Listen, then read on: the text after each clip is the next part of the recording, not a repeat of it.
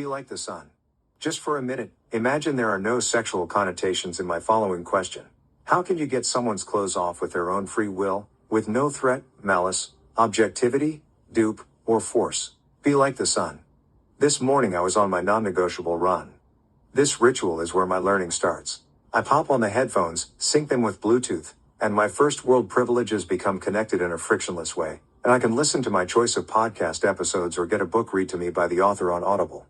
I chose the latter, and I'm reading. Someone is reading to me, for the second time, too much to digest the first time around. Robert Greene's 48 Laws of Power. Today's knowledge seed that was planted in the magnificent headspace I obtained was the 43rd law, work on the hearts and minds of others. The traditional fable was added at the end of this law, which brings gravitas to this article. The north wind and the sun were disputing which was stronger and agreed to acknowledge, as the victor, which of them could strip a traveler of his clothing. The wind tried first, but its violent gusts only made the man hold his clothes tightly around him, and when it blew harder still around him, the cold made him so uncomfortable that he put on an extra wrap.